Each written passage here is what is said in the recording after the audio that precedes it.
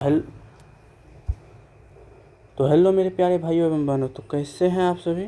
उम्मीद करते हैं बहुत ही अच्छे होंगे और ज़बरदस्त ढंग से पढ़ाई कर रहे होंगे। तो जैसा कि आप लोग को पिछले लेक्चर में बताया गया था कि आप लोग के लिए बहुत ही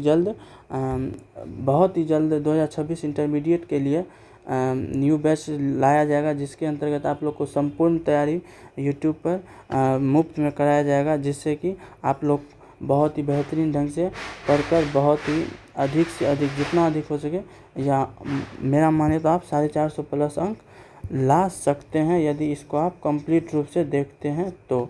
और इसको फॉलो कीजिए और जितना अधिक से अधिक हो सके वीडियो को लाइक कीजिएगा, चैनल को सब्सक्राइब कीजिएगा और अपने दोस्तों को शेयर कीजिएगा, जिससे कि वह इस वीडियो से जुड़ सके और इस वीडियो का जितना जितना हो सके उतना अधिक लाभ कमा सके। तो चलिए हम आज शुरू करते हैं। आज आप लोग के लिए हिंदी का फर्स्ट चैप्टर जो बातचीत है उससे हम शुरू करने वाले हैं। तो चलिए, जैसा कि यदि आप लोग पढ़े होंगे तो इसके बारे में पता होगा इसके लेखक कौन है, लेकिन मैं आज आप लोग को पूरा संपूर्ण इसके बारे में बताऊंगा और इसका ऑब्जेक्टिव भी कराऊंगा। इसीलिए आप लोग जुड़े रहिएगा अंतिम तक, ताकि आप लोग को पूरा फ़ायदा हो सके इस वीडियो का। तो चलिए शुरू करते हैं। तो जैसा कि आप लोग को पता है कि पहला चैप्टर अपना लोग का बातचीत है, जो इसके लेखक बालकृष्ण भट्ट जी है। कौन है इसके लेखक? बालकृष्ण भट्ट जी है। तो चलिए पहले हम बालकृष्ण भट्ट जी का जीवन परिचय देख लेते हैं और उसके बाद इसका ऑब्जेक्टिव देख लेंगे। तो देखिए, आप लोग का ये बातचीत चैप्टर हो गया। तो ये बातचीत चैप्टर जिसके लेखक हो गया आप लोग को बालकृष्ण भट्ट जी। कौन है इसके लेखक? बालकृष्ण भट्ट जी इसके लेखक है। तो जहाँ तक यदि इसका जन्म पूछा जाए तो इसका जन्म कब हुआ था? 23 जून 1844 ईस्वी को इसका जन्म हुआ था। कब हुआ था? 23 जून 1844 ईस्वी को। यदि इसका आप लोग को से मृत्यु पूछ दिया जाए तो मृत्यु आप लोग को कब हुआ था? 20 जुलाई 1914 ईस्वी को इसका मृत्यु हो गया था, यानी निधन हो गया था। कब हुआ था इसका निधन? 20 जुलाई 1914 ईस्वी को। और यदि इसका निवास स्थान के बारे में आप लोग को पूछा जाए तो आप लोग इलाहाबाद उत्तर प्रदेश में टिक मार के आइएगा, जो आप लोग को ऑप्शन नंबर सी में मिल ही जाएगा। क्या होगा इसका? ऑप्शन सी होगा। और आंसर क्या होगा? इलाहाबाद उत्तर प्रदेश। देखिए, इलाहाबाद का नाम अब बदल के प्रयागराज हो चुका है, इसलिए यदि प्रयागराज उत्तर प्रदेश दे तो आप लोग उसके साथ जाइएगा। यदि इलाहाबाद उत्तर प्रदेश ना होकर के प्रयागराज उत्तर प्रदेश हो तो आप लोग प्रयागराज उत्तर प्रदेश ऑप्शन में टिक लगाइएगा। और इसके माता जी का नाम पार्वती देवी था, जो एक सुसंस्कृत महिला थी। और इसके पिताजी जिसका नाम बेनी प्रसाद भट्ट जी थे, जो पैसे से एक व्यापारी थे। पैसे से क्या थे? व्यापारी थे। देखिए, आप लोग को जितना भी क्वेश्चन ये कराया जाएगा, बहुत ही इंपॉर्टेंट क्वेश्चन है। इससे आप लोग को हर साल पूछा जाता है और इस साल भी जरूर ही पूछा जाएगा। इसलिए आप लोग को एक भी वीडियो को मिस नहीं करना है, स्किप नहीं करना है, वीडियो को संपूर्ण देखिए ताकि आप लोग को वीडियो का पूरा लाभ मिल सके। इसलिए चलिए इसके आगे बढ़ते हैं। तो इसका शिक्षा की बात करें तो इसका शिक्षा, देखिए, इसकी शुरुआत में संस्कृत का अध्ययन किया था। उसके बाद 1867 ईस्वी में प्रयाग के मिशन स्कूल में एंट्रेंस की परीक्षा दी और उन्होंने कई विद्यालय में अध्यापन का कार्य किया। मतलब देखिए, इन्होंने सबसे पहले संस्कृत विषय से अपना अध्यापन शुरू किया था। फिर 1867 ईस्वी में प्रयाग के मिशन स्कूल का एंट्रेंस की परीक्षा दी। और देखिए, यहाँ से क्वेश्चन इस तरीके से पूछा जाता है कि मान लीजिए आप लोग को पूछ दिया जाए कि बालकृष्ण भट्ट जी किस स्कूल से या किस स्कूल से एंट्रेंस की परीक्षा दी थी, तो इसका आंसर क्या हो जाएगा? प्रयाग के मिशन स्कूल से। तो इसी तरह से आप लोग को क्वेश्चन पूछा, मान लिया आपको क्वेश्चन पूछ दिया कि बालकृष्ण भट्ट जी के पिताजी पैसे से क्या थे, तो क्या थे? व्यापारी थे। तो ये आप लोग को इसको थोड़ा ध्यान में रखना है। तो देखिए, इसका जहाँ तक इन्होंने विद्यालय में अध्यापन का, या एक शिक्षक के तौर पे भी काम करते थे। तो चलिए, जहाँ तक इसकी पैसा के बारे में बात करें, मतलब इसका व्यवसाय क्या था, इसके बारे में बात करें। देखिए, इन्होंने प्रयाग मिशन स्कूल में आप लोग को पढ़ाने का काम किया। फिर CAV स्कूल में भी कुछ साल तक पढ़ाए। फिर कायस्थ पाठशाला इंटर कॉलेज, यहाँ भी कुछ सालों तक पढ़ाए। तो ये आप लोग को 3 इम्पोर्टेंट ये हो गया। इससे भी यदि आप लोग को पूछ जाता है कि निम्नलिखित में से किस स्कूल से बालकृष्ण भट्ट जी की शिक्षा हुई थी, ऑप्शन ए में आपको कुछ और दे देगा, बी में कुछ और दे देगा, सी में आपको मान लीजिए ये दे दिया और डी में कुछ और दे दिया, तो आप लोग इसके साथ जाइएगा। तो जिस तरीके से मैं आपको बता रहा हूँ उसी तरह से आप लोग को क्वेश्चन भी आएगा। तो ज़रूर इससे जुड़े रहिए और आप लोग संपूर्ण जितना हो सके उतना अधिक फ़ायदा उठाइए इसका। तो चलिए, इसके बारे में यदि कुछ और जानना चाहें तो इसके बारे में आप ये जान सकते हैं। देखिए, इसका स्वभाव था बहुत ही उग्र स्वभाव के थे। कैसे स्वभाव के थे? उग्र स्वभाव के थे। देखिए, इसका स्वभाव ऐसा था कि मान लीजिए कहीं भी ये नौकरी करते थे ना, उसको वहाँ से निकाल दिया जाता उसके स्वभाव के कारण, क्योंकि इसका स्वभाव बहुत ही उग्र था। मान लीजिए आप लोग को क्वेश्चन में पूछ दिया गया कि बताइए बालकृष्ण भट्ट जी का स्वभाव कैसा था, तो ऑप्शन में आपको उग्र जहाँ मिले वहीं पर आपको टिक मार देना। क्या होगा इसका, उग्र स्वभाव के थे। अब इसके लिए उसके चलिए आगे बढ़े तो आपको आगे है कि इन्होंने हिंदी प्रदीप नामक मासिक पत्रिका निकालना शुरू किया था। अब देखिए आप लोग को होगा कि मासिक पत्रिका किसे कहते हैं। देखिए जैसे अखबार आता है डेली बाय डेली, जैसे न्यूज़पेपर डेली बाय डेली आता है, उसी प्रकार मासिक पत्रिका मंथ में एक बार आता है। कितना में, मंथ में एक बार आता है, एक माह में एक बार ही आएगा मासिक पत्रिका, जिसका नाम क्या है, हिंदी प्रदीप। यदि आप लोग को क्वेश्चन में पूछ दिया गया कि बालकृष्ण भट्ट जी किस मासिक पत्रिका का प्रतिपादन करना शुरू किए थे, तो आपको आंसर क्या हो जाएगा, हिंदी प्रदीप नामक। तो और इसको इन्होंने 33 वर्ष तक चलाया, इसको भी ध्यान में रखना है। और यदि बालकृष्ण भट्ट जी की रचनाएं के बारे में बात करें तो इनका रचना आप लोग को कुछ इम्पोर्टेंट है जो मैं आपके लिए लाया हूँ, इसको तो आपको बहुत ही इम्पोर्टेंट है, इसको आपको बहुत ही याद जरूर ही रखना है। तो पहला है कि 100 अजान एक सुजान, दूसरा है रहस्य कथा, आपको तीसरा हो गया नूतन ब्रह्मचारी, उसके बाद उचित दक्षिणा, गुप्त बैरी, रसातल यात्रा, हमारी घड़ी और सद्भाव का अभाव। देखिए कितना हो गया आप लोग को ये 8 रचना हो गया जो आपको बहुत ही इंपॉर्टेंट है और इसको आपको ध्यान में रखना है। देखिए आपको ये 100 अजान एक सुजान, नूतन ब्रह्मचारी, रसातल यात्रा, सद्भाव का अभाव, ये क्वेश्चन पूछा भी गया है कई बार, और अभी जो और चांस भी बनता है सर पूछने का, इसीलिए आप लोग के लिए मैं ये लाया हूँ और इसको आप थोड़ा ध्यान में रखिएगा। और जहाँ तक बालकृष्ण भट्ट जी की नाटक के बारे में बात करें तो इन्होंने पद्मावती में, शिशुपाल वध में, दमयंती स्वयंवर में, शिक्षादान में, मेघनाथ वध में, सीता वनवास में, चंद्रसेन में और एक रोगी और एक वैद्य में नाटक के तौर पर काम किया था। तो फिर उसके बाद आप लोग ये जो आप लोग का निबंध है जिसका नाम देखिए बातचीत एक निबंध है, ललित निबंध, तो जो बालकृष्ण भट्ट जी के भट्ट निबंध माला से लिया गया, जिसमें लगभग 1000 से भी अधिक निबंध है। तो ये इसका कुछ आपको परिचय था कि ये आप लोग का कुछ परिचय था, इसीलिए आप लोग को मैं स्पीड में इसका बता दिया हूँ। तो यदि आप लोग को कहीं दिक्कत हो तो आप फिर से वीडियो देख लीजिएगा, और आप लोग के लिए यदि आप लोग कमेंट कीजिएगा तो आप लोग को PDF भी उपलब्ध करा दिया जाएगा। तो कमेंट में यदि आप कीजिए, यदि आप लोग को ये PDF लेना है, और यदि आपको अभी तक आप वीडियो से जुड़े हैं इसका मतलब है कि आप लोग को वीडियो पसंद आ रहा है। देखिए यदि आप लोग को वीडियो पसंद आ रहा है तो प्लीज़ चैनल को सब्सक्राइब कीजिए,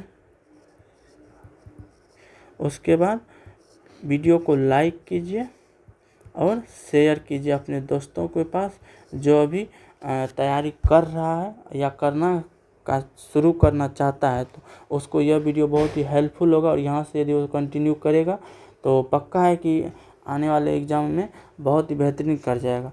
तो चलिए ये आपको परिचय हो गया, अब आप लोग को ऑब्जेक्टिव के पास ले चलते हैं। तो चलिए ऑब्जेक्टिव से शुरू करते हैं। तो हमारे ये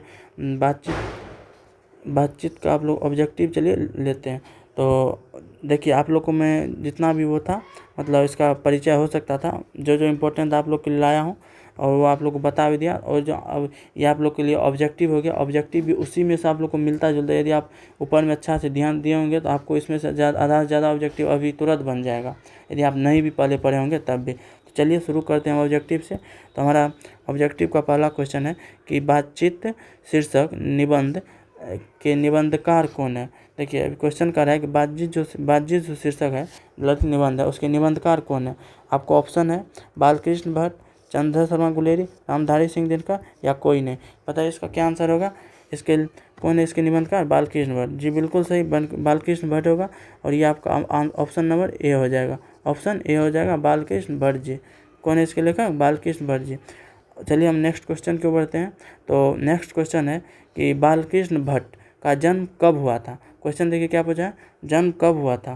तो यहाँ आपको जन्म कब हुआ था इसको बताना है कि बालकृष्ण भट्ट जी का जन्म कब हुआ था। ऑप्शन ए है 23 जून 1844, ऑप्शन बी है 23 जून 1843, ऑप्शन सी है 23 जून 1845 और ऑप्शन डी है 23 जून 1846। बताइए इसका आंसर क्या होगा। आप लोग जल्दी जल्दी कमेंट में कीजिए कि इसका आंसर क्या होगा। देखिए मैं मैक्सिमम का देख पा रहा हूँ कि सब ए के साथ जा रहे हैं और ये बिल्कुल सही आंसर होगा। आपको ए नंबर आंसर हो जाएगा 23 जून 1844। बालकृष्ण भट्ट जी का जन्म 23 जून 1844 को हुआ था। चलिए हम नेक्स्ट क्वेश्चन की ओर बढ़ते हैं। तो हमारा नेक्स्ट क्वेश्चन है कि बालकृष्ण भट्ट जी का निधन कब हुआ था। देखो वहाँ पर आपको जन्म पूछा गया था और यहाँ पर निबंध पूछा गया। बताइए कि बालकृष्ण भट्ट जी का निधन कब हुआ था। आप लोग ऑप्शन नंबर ए है कि 20 जुलाई 1912 को, ऑप्शन नंबर बी है 20 जुलाई 1914 को, ऑप्शन नंबर सी है 20 जुलाई 1913 को, और ऑप्शन नंबर डी है 20 जुलाई 1915 को। जल्दी जल्दी आप लोग कमेंट में बताइए कि इसका आंसर क्या होगा। मैं ऑप्शन में आप लोग को कमेंट में इंतजार कर रहा हूँ, आंसर बताइए। जैसा कि मैं आप लोग को कमेंट में देख पा रहा हूँ, सभी 20 जुलाई 1914 के साथ जा रहा है और बिल्कुल ये सही आंसर हो जाएगा आपको ऑप्शन नंबर बी 20 जुलाई 1914। इसका बालकृष्ण भट्ट जी का 20 जुलाई 1914 को निधन हो गया था। तो चलिए हम नेक्स्ट क्वेश्चन की ओर बढ़ते हैं। तो हमारा अगला क्वेश्चन है कि बालकृष्ण भट्ट का जन्म कहाँ हुआ था। देखिए क्वेश्चन क्या पूछा यहाँ पे, कहाँ हुआ था। तो कहाँ हुआ था, तो ऑप्शन नंबर ए है समस्तीपुर बिहार, वाराणसी उत्तर प्रदेश, पटना बिहार, या इलाहाबाद उत्तर प्रदेश। बताइए इसका आंसर क्या होगा। जल्दी जल्दी आप लोग कमेंट में कीजिएगा कि इसका आंसर क्या होगा कि बालकृष्ण भट्ट जी का जन्म कहाँ हुआ था। तो क्या पूछा गया है, कहाँ हुआ था। तो आप लोग को आंसर आपसे ऑप्शन नंबर डी हो जाएगा कि इलाहाबाद उत्तर प्रदेश में। इसका जन्म कहाँ हुआ था, इलाहाबाद उत्तर प्रदेश में हुआ था। चलिए नेक्स्ट क्वेश्चन की ओर बढ़ते हैं। तो हमारा नेक्स्ट क्वेश्चन है कि बालकृष्ण भट्ट क्या नहीं थे। मतलब यहाँ पूछा गया, आपको सीधे तौर पर पूछा गया कि बालकृष्ण भट्ट पैसे से क्या नहीं थे। देखिए आप लोग को इसका आप लोग को देखिए ऑप्शन में क्या दिया हुआ है। ऑप्शन में है कि पत्रकार, ऑप्शन बी है महाकाव्यकार, ऑप्शन सी है निबंधकार, और ऑप्शन डी है आलोचनाकार। बताइए इसका आंसर क्या होगा। मैं कमेंट में आप लोग को इंतजार कर रहा हूँ, बताइए इसका आंसर क्या होगा। जल्दी जल्दी कमेंट कीजिएगा इसका आंसर क्या होगा। देखिए ऑप्शन देखिए क्या, ऑप्शन ए है कि पत्रकार, ऑप्शन बी है महाकाव्यकार, ऑप्शन सी क्या है निबंधकार, और ऑप्शन डी है क्या है डी आलोचनाकार। बताइए इसका आंसर क्या होगा। तो बिल्कुल सही, महाकाव्यकार के साथ सभी जा रहे हैं। देखिए बिल्कुल सही है। देखिए पत्रकार, देखिए इन्होंने हिंदी प्रदीप नामक पत्रिका चलाई थी, इसलिए ये आपको मतलब पत्रकार भी थे। निबंध आप लोग अभी पढ़ रहे हैं बातचीत, यह एक निबंध ललित निबंध है, तो ये निबंधकार भी थे और आलोचनाकार भी थे, इसलिए इसका आंसर आपको क्या हो जाएगा, ऑप्शन नंबर बी हो जाएगा महाकाव्यकार। तो चलिए हम नेक्स्ट क्वेश्चन की ओर बढ़ते हैं। तो नेक्स्ट क्वेश्चन है कि बालकृष्ण भट्ट किस काल के रचनाकार थे। क्या है क्वेश्चन कि बालकृष्ण भट्ट किस काल के रचनाकार थे। बताइए किस काल के रचनाकार थे। तो आपको ऑप्शन नंबर ए है आदिकाल, ऑप्शन नंबर बी है भक्ति काल, ऑप्शन नंबर सी है रीतिकाल, और ऑप्शन नंबर डी है आधुनिक काल। बताइए जल्दी जल्दी कमेंट में इसका क्या आंसर होगा। बिल्कुल सही, सब डी के साथ जा रहे हैं और डी सही भी है कि ऑप्शन नंबर डी आधुनिक काल। बालकृष्ण भट्ट जी किस काल के रचनाकार थे, तो आधुनिक काल के। चलिए हम नेक्स्ट क्वेश्चन की ओर बढ़ते हैं। तो हमारा नेक्स्ट क्वेश्चन है क्वेश्चन नंबर 7 की बालकृष्ण भट्ट की रचना बातचीत क्या है। क्या है क्वेश्चन कि बालकृष्ण भट्ट जी की रचना जो है बातचीत वो क्या है। एकांकी है, कहानी है, यात्रा स्मरण है, या ललित निबंध है। क्या है, देखिए एकांकी, कहानी, यात्रा संस्मरण और ललित निबंध। बताइए इसका आंसर क्या होगा। बिल्कुल सही, डी नंबर होगा। डी नंबर के साथ सभी जा रहे हैं और डी नंबर होगा भी कि ललित निबंध। बालकृष्ण भट्ट जी की रचना जो बातचीत है यह एक प्रकार का ललित निबंध है। चलिए हम नेक्स्ट क्वेश्चन की ओर बढ़ते हैं। तो हमारा नेक्स्ट क्वेश्चन है कि बालकृष्ण भट्ट जी के प्रहसन का नाम बताइए। मतलब इसमें जो आप लोग को ऊपर बताया था, तो बताइए इसमें से कौन सा प्रश्न बालकृष्ण भट्ट जी के हैं। पहला क्वेश्चन है कि मतलब पहला ऑप्शन है कि ऑप्शन नंबर ए जैसा काम वैसा परिणाम, ऑप्शन नंबर बी ये तीनों, मतलब ये और ये तीनों, उसके बाद ऑप्शन नंबर सी आचार विडम्बना, और option number D Nai Roshni का आवेश। बताइए इसका क्या आंसर होगा। ऑप्शन नंबर ए क्या है, जैसा काम वैसा परिणाम, ऑप्शन नंबर बी क्या है ये तीनों, ऑप्शन नंबर सी क्या है आचार विडम्बना, और ऑप्शन नंबर डी क्या है नई रोशनी का आवेश। तो मैं देखिए इसका आपको बी नंबर आंसर हो जाएगा, ये तीनों इसी के प्रसंग है। किसके, तो बालकृष्ण भट्ट जी के ये तीनों प्रसंग है। चलिए हम नेक्स्ट क्वेश्चन की ओर बढ़ते हैं। तो हमारा नेक्स्ट क्वेश्चन है क्वेश्चन नंबर 9। तो क्वेश्चन नंबर 9 देखिए क्या कर, बालकृष्ण भट्ट में पढ़ने की अभिरुचि, मतलब बालकृष्ण भट्ट पहले शुरू में पढ़ने की उसकी इतना इच्छा नहीं हुआ करता था, तो उसका मतलब पढ़ने के प्रति रुचि जो था वो कौन जगह था। तो ऑप्शन नंबर ए है उसकी माता पार्वती देवी, उसका ऑप्शन नंबर बी है उसका संतान मूल चंद्र भट्ट, ऑप्शन नंबर सी है उसके पिता बेनी प्रसाद भट्ट, और ऑप्शन नंबर डी है महादेव भट्ट। बताइए इसका जल्दी जल्दी कमेंट में क्या आंसर होगा। तो माता पार्वती देवी, बिल्कुल सही। आप लोग एक के साथ जाइए और ये सही भी आप लोग का कि माता पार्वती देवी इसको पढ़ने की प्रति अभिरुचि जगाई थी। तो चलिए हम नेक्स्ट क्वेश्चन की ओर बढ़ते हैं। तो क्वेश्चन नंबर 10 देखिए, आप लोग इतना स्पीड में आप लोग को करा रहे हैं ताकि आप लोग का समय बर्बाद ना हो, इसीलिए। तो ऑप्शन नंबर हम 10 तक पहुँच गए हैं। क्वेश्चन नंबर 10 देखिए क्या कर रहा है कि दुर्घट शब्द का क्या अर्थ है। मतलब ये एक शब्द है दुर्घट, तो इसका अर्थ पूछ रहा है। बताइए इसका क्या होगा। ऑप्शन नंबर ए है कि दुर्घटना, ऑप्शन नंबर बी है बुरा दुर्घटना, ऑप्शन नंबर सी है ऐसा कुछ जिसके घटित होने की आशा न हो। और ऑप्शन सी सुरक्षित दुर्घटना। देखिए दुर्घटना सुरक्षित नहीं होता है। और तो बस उसके बाद देखिए यहाँ दुर्घट शब्द का यदि आप लोग को अर्थ पूछा गया तो इसका अर्थ होता है कि ऐसा कुछ जिसको घटित होने की संभावना न हो या आशा न हो। ऑप्शन नंबर सी इसका आंसर हो जाएगा। तो जिसका भी सी है वो बिल्कुल सही है। देखिए आप लोग को देखिए अभी तक यदि जो बच्चे कंटिन्यू जुड़े हुए हैं तो इसका मतलब है कि आप लोग को वीडियो पसंद आ रहा है। यदि आप लोग को वीडियो पसंद आ रहा है तो वीडियो को लाइक कीजिए, चैनल को सब्सक्राइब कीजिए और अपने दोस्तों को जितना अधिक से अधिक हो सके शेयर कीजिए। और आप लोग ऐसे ही कंटिन्यू जुड़िएगा तो आप लोग के लिए पूरा हिंदी का और मतलब पूरा हिंदी क्या पूरा साइंस स्ट्रीम से आप लोग को 12th पास वो भी अच्छे अंक से करा दिया जाएगा। ठीक तो और हाँ देखिए आप लोग को जितना भी क्वेश्चन कराया जाएगा तो आप लोग को अंतिम में कमेंट में ज़रूर बताना है कि आप लोग का जितना भी मैं क्वेश्चन कराया उसमें से आप लोग का कितना सही हुआ है, जिससे हमको पता चल सके कौन कितना पानी में है। चलिए हम बढ़ते हैं नेक्स्ट क्वेश्चन की ओर। क्वेश्चन नंबर हमारा 11 है। हमारा क्वेश्चन नंबर 11 क्या कह रहा है? क्वेश्चन नंबर 11 है कि बालकृष्ण भट्ट किस युग के साहित्यकार थे? बताइए क्वेश्चन नंबर क्या है। देखिए इस प्रकार का दो क्वेश्चन था। एक क्वेश्चन था कि बालकृष्ण भट्ट जी किस युग के क्या थे। देखिए क्वेश्चन देख लेते हैं। इससे पहले एक और इसी प्रकार का क्वेश्चन था तो हमारा वो क्वेश्चन यही देखिए यहाँ क्या था, बालकृष्ण भट्ट जी किस काल के रचनाकार थे? किस काल के थे? आधुनिक काल के। अब यहाँ पूछा गया किस युग के रचनाकार थे। क्या है यहाँ पूछा गया कि बालकृष्ण भट्ट जी किस युग के साहित्यकार थे। बताइए इसका क्या होगा, जल्दी जल्दी आप लोग कमेंट बताइए इसका आंसर क्या होगा। ऑप्शन नंबर ए है द्विवेदी युग के, ऑप्शन नंबर बी है प्रगतिवादी युग के, ऑप्शन नंबर सी है भारतेंदु युग के और ऑप्शन नंबर डी है छायावादी युग के। बताइए आप लोग इसका क्या आंसर होगा, जल्दी जल्दी आप लोग बताइए क्या होगा। बताइए मैं इंतज़ार कर रहा हूँ, बताइए आप लोग। जी बिल्कुल, जैसा कि मैं सभी का देख पा रहा हूँ सभी ऑप्शन नंबर सी के साथ जा रहे हैं और सी बिल्कुल सही है, भारतेंदु युग।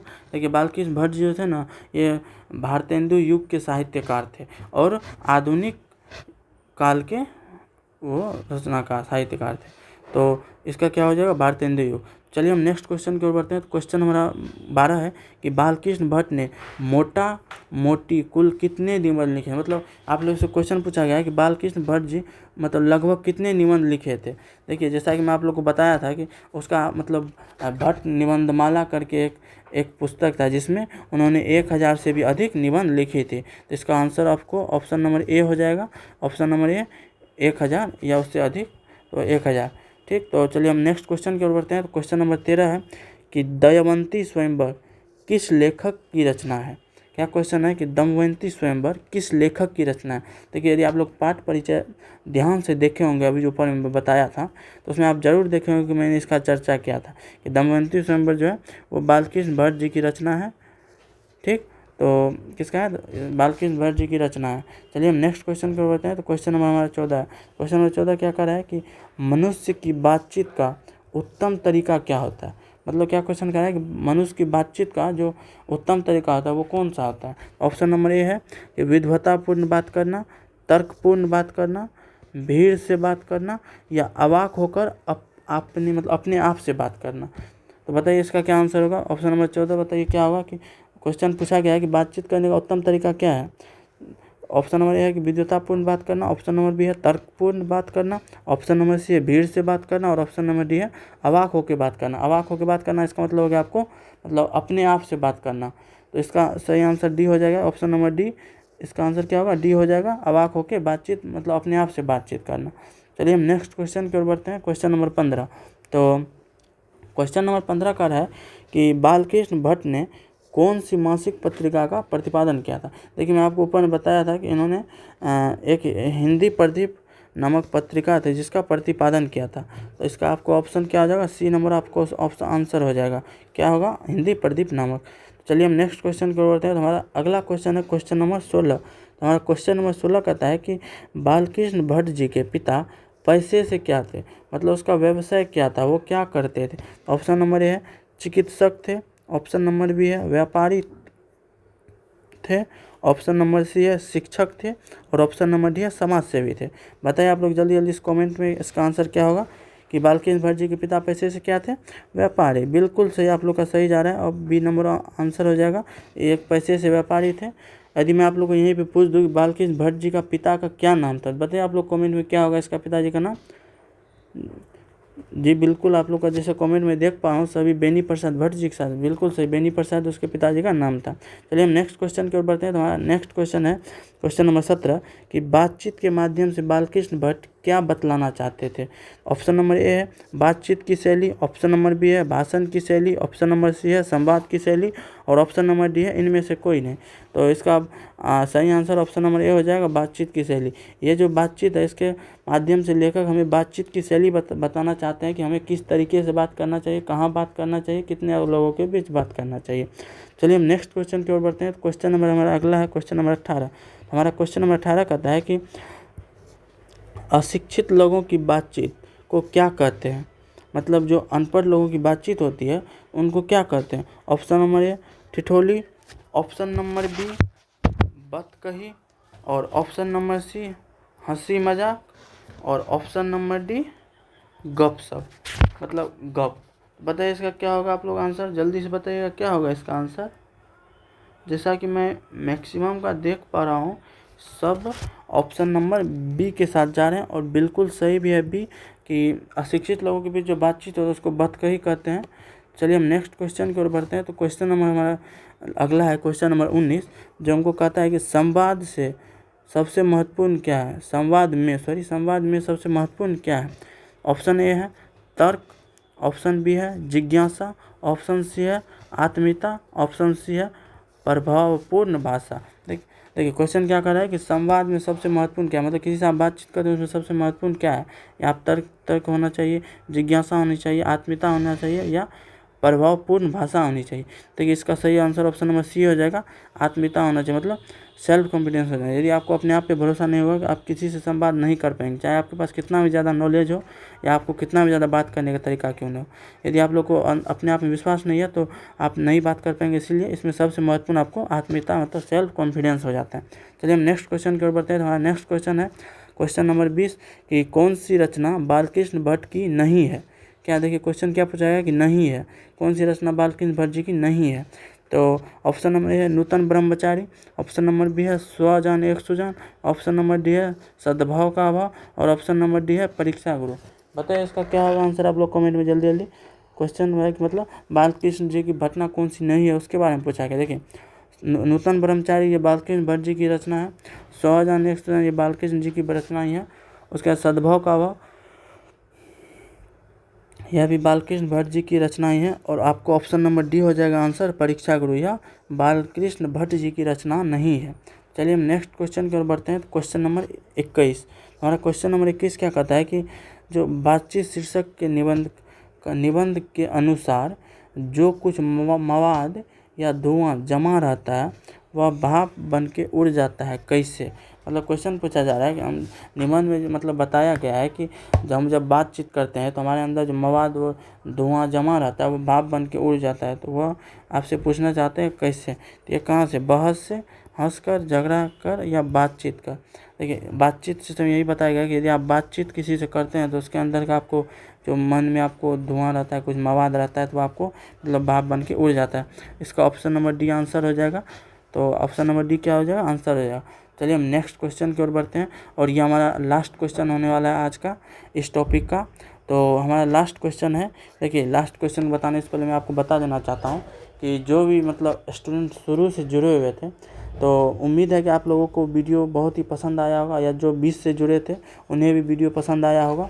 यदि आप लोगों को वीडियो पसंद आया तो वीडियो को लाइक कीजिए, चैनल को सब्सक्राइब कीजिए और जितना अधिक हो सके अपने दोस्तों को शेयर कीजिए ताकि हमें मोटिवेशन मिल सके और हम इसी तरीके से वीडियो आप लोग को दे सके।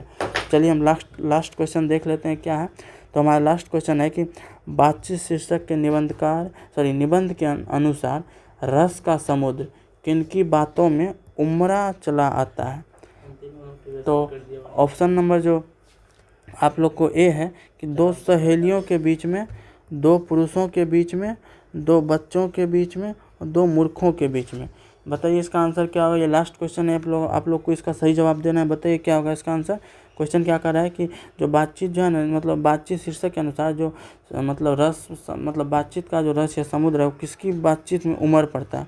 इसका आंसर आप लोग को ऑप्शन नंबर ये हो जाएगा कि दो हम सहेलियों के बीच में जो बातचीत होता है ना उससे, मतलब उससे। तो ऑप्शन नंबर क्या हो जाएगा, ए हो जाएगा। इसका क्या हो गया आपका आंसर ए। तो इस तरीके से आप लोग को मैं मतलब इससे जितना भी संभावित क्वेश्चन था जो इस साल पूछा जा सकता है और इससे पिछले साल भी पूछा गया है, तो मैं वो सभी प्रकार का क्वेश्चन करा चुका हूँ। और आप लोग इसको यदि फिर से एक बार देखिएगा, अब एग्ज़ाम नज़दीक भी आए तो उसके नज़दीक समय में देखिएगा ताकि आप लोग को याद रह सके और एग्ज़ाम हॉल में आप लोग को इसमें सही ऑप्शन में टिक लगा सके। तो दोस्तों, यदि वीडियो पसंद आया होगा तो लाइक कीजिएगा और ये जो हमारा चैनल है इस चैनल को सब्सक्राइब कीजिए और वीडियो को अपने दोस्तों के पास शेयर कीजिए ताकि हमें मोटिवेशन मिल सके और हम इसी प्रकार से आप लोग को लिए वीडियो बना सकें। तो thank you, have a nice day.